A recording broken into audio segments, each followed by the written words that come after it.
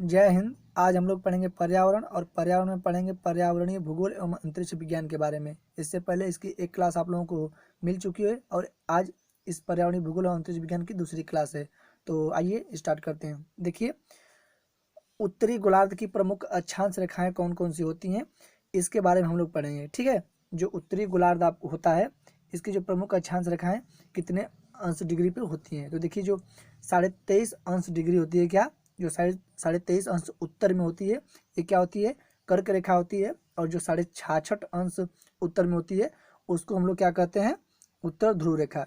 देखिए, जो आपका 66.5 अंश उत्तरी नॉर्थ में है, उसको हम लोग उत्तरी ध्रुव वृत्त कहते हैं।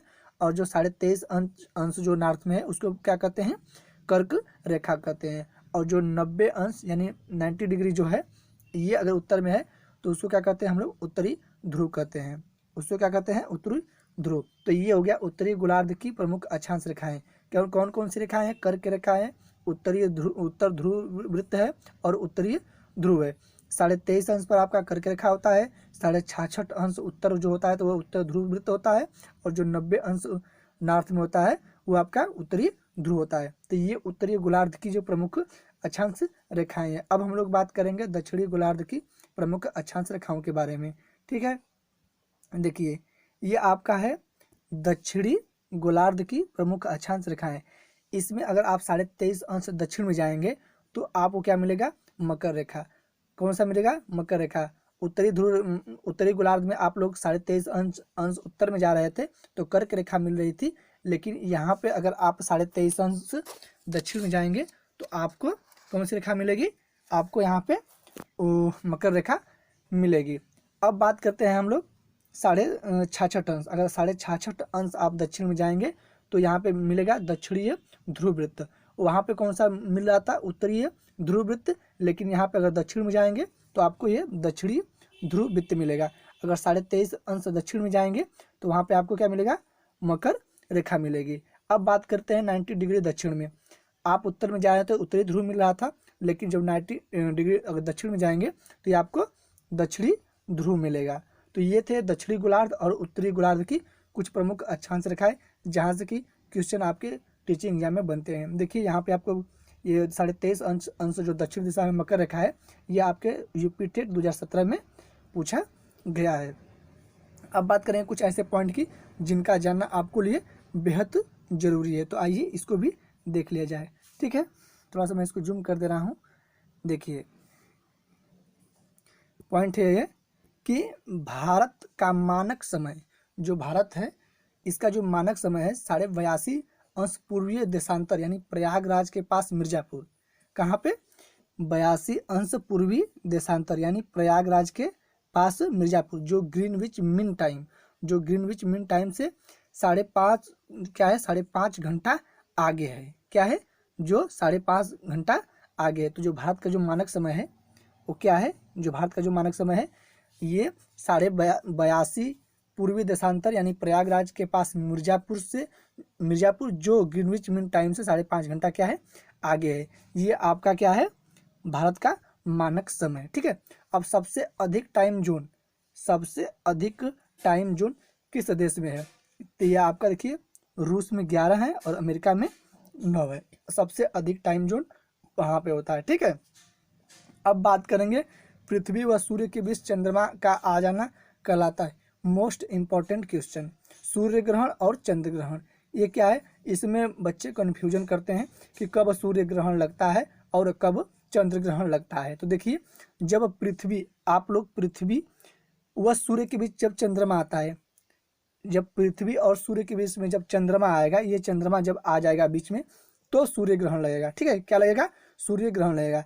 लेकिन जब चंद्रमा व सूर्य के बीच में पृथ्वी आ जाएगा, किसके, चंद्रमा और सूर्य के बीच में पृथ्वी आ जाएगा, तब आपका चंद्र ग्रहण लगेगा। ठीक है, मैं एक बार अब विस्तार से आप लोगों को बता रहा हूँ। देखिए, जो सूर्य की स्थिति होती है वह हमेशा रहेगी। सूर्य ग्रहण और चंद्र ग्रहण लगेगा, तो मैं आपको फिर बता रहा हूँ। पृथ्वी व सूर्य के बीच जब चंद्रमा आएगा तो सूर्य ग्रहण लगेगा, और जब चंद्रमा व सूर्य के बीच में जब पृथ्वी आएगा तो चंद्र ग्रहण लगेगा। यानी कि सूर्य अपने नियत स्थान पर है, पृथ्वी और चंद्रमा में क्या हो रही है, क्रिया हो रही है। जब आपका चंद्रमा बीच में आएगा तो सूर्य ग्रहण लगेगा, और जब आपका पृथ्वी बीच में आएगा तो चंद्र ग्रहण लगेगा। अब आप लोग समझ गए सूर्य की स्थिति क्या है। सूर्य की स्थिति एक निश्चित है, सूर्य अपने एक स्थान पर है, लेकिन जो पृथ्वी है, अगर पृथ्वी आ जाएगा इनके बीच में, सूर्य और चंद्रमा के बीच में, जो सूर्य चंद्रमा के बीच में अगर पृथ्वी आ जाएगा तो ये आपका क्या लगेगा, चंद्र ग्रहण, और चंद्रमा आएगा तो क्या लगेगा, सूर्य ग्रहण। ठीक है, तो आप लोग आई होप इसको समझ गए होंगे। अब नेक्स्ट पॉइंट हम लोग देखते हैं कि देखिए अब बात करेंगे विषुवत रेखा, मकर रेखा, कर्क रेखा। देखिए जो विषुवत रेखा मकर रेखा कर्क रेखा से गुजरती है, ठीक है, तो ये आपका अफ्रीका महाद्वीप से होकर गुजरती है। जो आपकी विषुवत रेखा है, मकर रेखा है और कर्क रेखा है, ये अफ्रीका महाद्वीप से होकर के गुजरती है। अब बात करेंगे विषुवत रेखा एवं मकर रेखा गुजरती है। देखिए विषुवत रेखा और जो मकर रेखा है ये कहाँ से गुजरती है, तो ये आपका ब्राज़ील से होकर गुजरती है। देखिए जब मकर रेखा, विषुवत रेखा और कर्क रेखा तीनों एक साथ गुजरेंगी तो ये अफ्रीका महाद्वीप से, ठीक है, लेकिन विषुवत रेखा और मकर रेखा ये कहाँ से गुजरती हैं, तो ये ब्राज़ील से गुजरती है। नेक्स्ट पॉइंट देखेंगे हम लोग। देखिए नेक्स्ट पॉइंट है कि किस महाद्वीप के तटों पर, किस महाद्वीप के तटों पर ज़्यादा ज्वालामुखी सक्रिय रहते हैं। वह कौन सा महाद्वीप है जिसके तट पर ज्वालामुखी जो है सक्रिय रहता है, तो वो है अमेरिका एवं एशिया। ये जो अमेरिका और एशिया के महाद्वीप के तट पर क्या होता है कि ज्वालामुखी वह सक्रिय रहता है।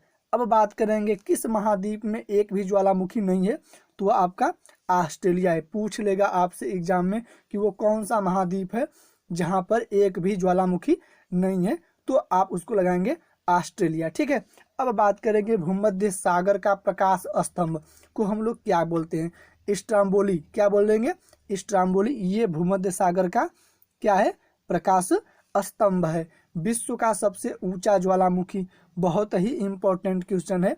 विश्व का सबसे ऊंचा ज्वालामुखी कौन सा है, कोटापैक्सी। कौन सा है आपका, ये कोटापैक्सी। ये आपका कोटापैक्सी है जिसकी ऊंचाई कितनी है, 19,613 फीट। इक्वाडोर क्या है, 19,613 फीट इक्वाडोर। ये विश्व का सबसे ऊंचा ज्वालामुखी है। अब बात करेंगे विश्व का सबसे शांत ज्वालामुखी कौन सा है। ठीक है, जो विश्व का सबसे शांत ज्वालामुखी वो आपका है क्या है, एकांक गुहा।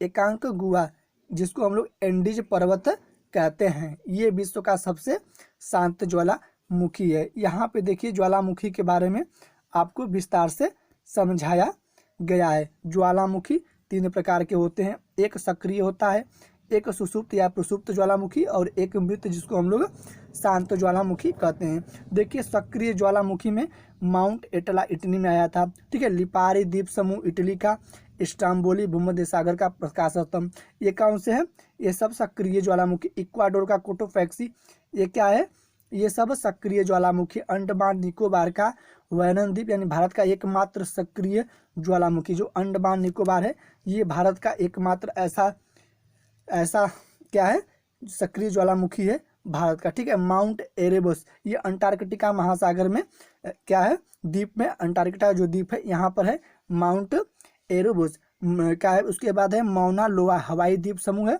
और म्यून, ये सभी क्या है, ये सभी सक्रिय ज्वालामुखी हैं। अब बात करेंगे सुषुप्त यानी प्रसुप्त ज्वालामुखी। देखिए जापान का फ्यूजियामा जो है ये क्या है, ये है प्रसुप्त ज्वालामुखी। इटली का विसुवियत, यह है क्या है, प्रसुप्त ज्वालामुखी। अंडमान निकोबार का नारकोडम, देखिए अगर अंडमान निकोबार का वेरन द्वीप आएगा तो ये सक्रिय ज्वालामुखी होगा, लेकिन अंडमान निकोबार का नारकोडम आएगा तो ये क्या होगा, प्रसुप्त यानी सुषुप्त ज्वालामुखी। इंडोनेशिया का काकाटाओ, ये भी क्या है, सुषुप्त ज्वालामुखी है। अब बात करेंगे हम लोग मृत ज्वालामुखी यानी कि शांत ज्वालामुखी के बारे में। देखिए जो म्यांमार का पोप है ये क्या है, शांत ज्वालामुखी। ईरान का देवबंद क्या है, शांत ज्वालामुखी। अर्जेंटीना का एकांक गुहा क्या है, अभी मैंने बताया एकांक गुहा के बारे में, ये क्या है, ये भी शांत ज्वालामुखी। इक्वाडोर का चिम्बोराजो क्या है, इक्वाडोर का चिम्बोराजो ये भी है शांत ज्वालामुखी। पाकिस्तान का को ए सुल्तान, ये क्या है, शांत ज्वालामुखी। देखिए कुछ मानक स्रोतों में ईरान में स्थित है। क्या है? कुछ मानक स्रोत में क्या है? ईरान में स्थित है। जो पाकिस्तान का जो कोह ए सुल्तान है, यह कुछ ईरान में स्थित है। ठीक है, तो ये था ज्वालामुखी। ज्वालामुखी के प्रकार। ज्वालामुखी 3 प्रकार के होते हैं, सक्रिय ज्वालामुखी, उसके बाद सुषुप्त यानी सुषुप्त या प्रसुप्त ज्वालामुखी, और एक मृत ज्वालामुखी जिसको हम लोग शांत ज्वालामुखी कहते हैं। तो ये थे कुछ ज्वालामुखी के प्रकार। ठीक है, अब हम बात करेंगे भारत के प्रमुख ज्वालामुखी। ठीक है, अब बात करेंगे भारत के प्रमुख ज्वालामुखी के बारे में। देखिए, जो बैरन द्वीप है, अंडमान द्वीप, भारत का एकमात्र सक्रिय ज्वालामुखी, जो कि हमने अभी आप लोगों को बताया। ये बहुत इंपॉर्टेंट है, क्योंकि अगर इंडिया का एग्जाम है, स्टेट एग्जाम है, या इंडिया में एग्जाम दे रहे हैं, तो इंडिया से ही अधिकतर क्वेश्चन पूछे जाते हैं। ठीक, नारकोडम, ये आपका किस महाद्वीप में है? तो ये अंडमान द्वीप में है। क्या है आपका? बारातंग, ये भी अंडमान द्वीप में है। दक्कन ट्रैप, ये क्या है? महाराष्ट्र में है। और धीनोधर पहाड़ी, ये गुजरात। ये जितने ज्वालामुखी हैं, ये अंडमान द्वीप के, महाराष्ट्र के, गुजरात के हैं। तो ये थे कुछ ऐसे द्वीप जहाँ से कि क्वेश्चन आपके एग्जाम में बनते हैं। ठीक है, अब हम लोग बात करेंगे ज्वालामुखी। एक ये तो भारत के प्रमुख ज्वालामुखी हैं, लेकिन अब कुछ ऐसे ज्वालामुखी के बारे में हम लोग बात करेंगे जहाँ से कि आपके एग्जाम में क्वेश्चन बनते हैं। ठीक है, देखिए, सक्रिय ज्वालामुखी। अगर आपसे पूछ देगा कि सक्रिय ज्वालामुखी कौन कौन से हैं, तो आप क्या करेंगे? देखिए, आपके यूपी टेट 2017 में पूछा गया है सक्रिय ज्वालामुखी के बारे में। देखिए, पहला है एटना स्ट्राम्बोली, ये दोनों कहाँ में है? इटली में है। कोटोप्रैक्सी और एंडीज पर्वत, इक्वाडोर, बैरन, ये सब क्या है? ये सब सक्रिय ज्वालामुखी है। ठीक है, अभी मैंने आप लोगों को बताया कि सक्रिय ज्वालामुखी कौन कौन से हैं। अब बात करेंगे सुषुप्त यानी प्रसुप्त ज्वालामुखी के बारे में। जैसा कि मैंने बताया, क्या फुजियामा, काकराताओ, ये सब। देखिए, जो फुजियामा ये जापान में है, काकराताओ इंडोनेशिया में है। तो ये ऐसे ज्वालामुखी हैं जो बहुत ही इम्पोर्टेंट है और पूछे भी गए हैं। मैंने आपको पिछले जो मैंने पढ़ाया अभी जस्ट 2 मिनट पहले ज्वालामुखी के प्रकार में, तो मैं सभी ज्वालामुखी के बारे में विस्तार से वहाँ पे आपको बताया। ठीक है, देखिए, ये है मृत्यु ज्वालामुखी। क्या है? मृत्यु ज्वालामुखी। तो क्या है? किलिमंजारो, तंजानिया, पोपा और म्यांमार। देखिए, जो किलिमंजारो ये कहाँ पे है? तंजानिया में है, और जो पोपा है वो कहाँ पे है? म्यांमार में। ये कौन से है? मृत ज्वालामुखी, जिसको हम लोग शांत ज्वालामुखी कहते हैं। देखिए, ये क्वेश्चन इंपॉर्टेंट है कि एशिया का एकमात्र ज्वालामुखी, ठीक है, बैरन, अंडमान निकोबार। देखिए, अगर भारत का एकमात्र द्वीप पूछेगा तो वहाँ पे आपका दूसरा होगा, लेकिन यहाँ पे पूछा है कि एशिया का एकमात्र महाद्वीप, तो देखिए वही बात है। बैरन द्वीप, जो आपका बैरन द्वीप है, वो एशिया का एकमात्र ज्वालामुखी है और भारत का भी एकमात्र सक्रिय ज्वालामुखी है। तो ये क्वेश्चन आपका इंपॉर्टेंट, यहाँ पे आपको कंफ्यूजन नहीं लेना है। ठीक है, अब नेक्स्ट पॉइंट पढ़ेंगे हम लोग, क्या? आपदा के प्रकार। क्या पढ़ेंगे? आपदा के प्रकार। आपदा के प्रकार कितने होते हैं? देखिए, जो आपदा होती है वो 2 प्रकार की होती है। कितने प्रकार की होती है? 2 प्रकार की। एक आपदा होती है मानव जनित और एक होती है प्रकृति जनित। ठीक है, एक होती है आपकी प्रकृति जनित और दूसरी होती है आपकी मानव जनित। प्रकृति जनित में वे आपदा होती हैं जो प्रकृति द्वारा होती हैं, लेकिन मानव जनित में आपदा वो होती है जो मनुष्य के कार्यों के द्वारा या मनुष्य की रिसर्च के दौरान होती हैं। तो ये थे प्राकृतिक जनित, अप्राकृतिक जनित और मानव जनित आपदा के प्रकार। अब हम लोग जानेंगे कि प्रकृति जनित में कौन कौन सी आपदा होती है और मानव जनित में कौन कौन सी आपदा होती है। देखिए, जो प्रकृति जनित में आपदा होती है, जैसे भूकंप का आना, ये प्रकृति जनित है, यानी प्रकृति के आधार पर होती है। बाढ़ का, सूखा का, चक्रवात, बादल का फटना, भूस्खलन, सुनामी, ये सब का है प्रकृति जनित आपदा है। ठीक है, इसमें मनुष्य का कोई लेना देना नहीं होता है। लेकिन रासायनिक दुर्घटना, परमाणु दुर्घटना, महामारी, जनसंख्या विस्फोट, क्या वनाग्नि और शॉर्ट सर्किट से लगी आग, ये सब क्या है? ये सब मानव जनित है, क्योंकि इसमें कहीं ना कहीं मानव अपना हस्तक्षेप किया हुआ है। तो ये मानव जनित आपदा है और ये है आपका प्रकृति जनित आपदा। अगर आपसे एग्जाम में पूछेगा कि मानव जनित आपदा कौन है और प्रकृति जनित आपदा कौन है, तो आप सीधे लिख दीजिएगा या आंसर करिएगा कि जिसमें मानव का हस्तक्षेप न हो वह क्या है, प्रकृति जनित आपदा है, और जिसमें मानव का हाथ होता है, हस्तक्षेप होता है, वह क्या है, आपका मानव जनित आपदा है। तो ये तो हो गए आपदा के प्रकार। अब हम लोग बात करेंगे क्या, भूकंप के बारे में। अब आपदा आ गई तो भूकंप भी आना चाहिए। देखिए भूकंप के बारे में हम लोग बात करेंगे। तो सबसे पहले भूकंप का अध्ययन किसमें किया जाता है, ठीक है, पहला ही पॉइंट है, भूकंप का अध्ययन किसमें किया जाता है। तो देखिए जो सिस्मोलॉजी है इसमें क्या करते हैं हम लोग, भूकंप का अध्ययन करते हैं। अब बात करेंगे कि भूकंप मापा कैसे जाता है, ठीक है, भूकंप मापी यंत्र का नाम क्या है। तो देखिए जो भूकंप मापी यंत्र है उसको हम लोग सिस्मोग्राफ कहते हैं, और इसको 1880 में जॉन मिल्ने ने खोज की थी, ठीक है, 1880 में जॉन मिल्लो ने खोज की थी इस भूकंप लेखी की। ये क्वेश्चन बहुत ही इम्पोर्टेंट है, भूकंप का अध्ययन किसमें किया जाता है, और भूकंप मापी यंत्र कौन कौन से। देख लीजिए आपके उत्तर प्रदेश के टेट एग्जाम में 16 में, 14 में, 11 में पूछा गया है, और आपके उत्तराखंड टेट के 15 और 14 में पूछा गया। तो ये आप समझ सकते हैं कि कितनी इम्पोर्टेंट क्वेश्चन इसमें इंक्लूड किए गए हैं, और ये भूकंप का जो भूकंप मापी यंत्र है कितना महत्वपूर्ण है। अब बात करेंगे हम लोग भूकंप वाला देश, सर्वाधिक भूकंप कहाँ आता है। तो भैया सबको पता है कि जापान में हमेशा सुनने को मिलता है कि जापान में सुनामी आ गई तो चक्रवात आ गई। अब सुनामी चक्रवात आ गया तो भूकंप आ गया, तो अब भूकंप को कैसे मापेंगे, ठीक है। तो जो भूकंप की जो मापन इकाई होती है इसको हम लोग किस में नापते हैं, तो रिएक्टर स्केल में नापते हैं। किस में, रिएक्टर स्केल में। अब यहाँ पे आप कंफ्यूज मत होइएगा, क्वेश्चन को ध्यान से पढ़कर आंसर करिएगा। अगर आपसे पूछेगा कि भूकंप मापी यंत्र क्या है, तब आपका सिस्मोग्राफ होगा, लेकिन भूकंप मापन की इकाई क्या है, तो वहाँ क्या करेंगे आप, रिएक्टर स्केल लगाएंगे, ठीक है, कंफ्यूजन नहीं होना है। अब हम लोग बात करेंगे कि जो समुद्र में क्या होती है, जो समुद्र में उठने वाली जो भूकंपी लहरें होती हैं उसको हम लोग क्या कहते हैं, तो उसी को हम लोग सुनामी कहते हैं। आप लोग कहते हैं ना कि भैया सुनामी आ गई, तो जब समुद्र में उठने वाली जो भूकंपी लहर होती है उसको हम लोग क्या कहते हैं, सुनामी कहते हैं। अब भारत में सर्वाधिक भूकंप वाला क्षेत्र कौन कौन सा है, बात तो हम करेंगे भारत में भी, क्योंकि भारत में भी भूकंप आते हैं। तो देखिए जो सर्वाधिक क्षेत्र हैं जहाँ पर अधिकतर भूकंप आते हैं तो आपका हिमालय पर्वत है और गुजरात है, यहाँ पे क्या होते हैं, सर्वाधिक भूकंप आते हैं। अब बात करेंगे सुनामी शब्द है। देखिए सुनामी शब्द क्या है, ये एक जापानी शब्द है।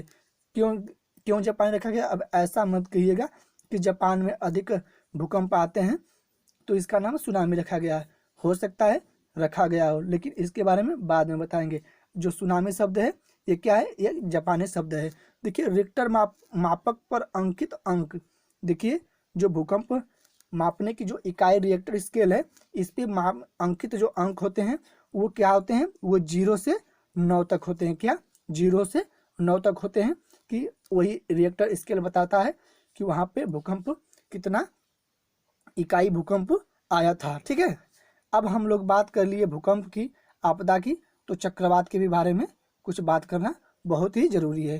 तो देखिए चक्रवात में हम लोग बात करेंगे चक्रवात और स्थानीय नाम। चक्रवात जो है इसको स्थानीय नाम में किस प्रकार से बुलाते हैं या पुकारते हैं। देखिए जो टाइफून है इसको चीन में, फिलीपींस और जापान, ये स्थानीय नाम क्या है, टाइफून। देखिए चक्रवात व उनके स्थानीय नाम, जो चक्रवात है ये चक्रवात और स्थानीय नाम, तो जो चक्रवात है टाइफून है ये चीन, फिलीपींस और जापान में क्या कहते हैं, इसको टाइफून कहते हैं चक्रवात को, ठीक है। जो हरिकेन है इसको संयुक्त राष्ट्र अमेरिका में चक्रवात को हरिकेन कहते हैं, और जो चक्रवात है ये भारत में और बांग्लादेश में इसको क्या कहते हैं, चक्रवात। देखिए ये सभी नाम क्या है, चक्रवात के ही नाम है, लेकिन किस देश में चक्रवात को किस नाम से पुकारा जाता है, जाना जाता है, ठीक है। टार्नेडो, देखिए जो टार्नेडो ये कैरेबियन सागर और अमेरिकी क्षेत्र में क्या चक्रवात को टार्नेडो के नाम से जाना जाते हैं, और ऑस्ट्रेलिया में इसको विली विली के नाम से जाना जाता है। तो ये थे चक्रवात के कुछ ऐसे नाम कि अलग अलग देश में चक्रवात को किस नाम से पुकारा जाता है। ये भी इम्पोर्टेंट है क्योंकि इसी 4 में दे देगा और आपसे पूछ देगा कि टाइफून या हरिकेन किस देश का स्थानीय नाम है, तब आप कन्फ्यूजन में हो जाएंगे। लेकिन कन्फ्यूजन नहीं लेना है, बस आपको मेरे साथ जुड़े रहना है। मैं आपके सारे कन्फ्यूजन को दूर करूंगा। क्या करूंगा? आपके सारे कन्फ्यूजन को दूर करूंगा। और ये जो कैप्सूल है ना, ये बिल्कुल कैप्सूल की तरह काम करेगी।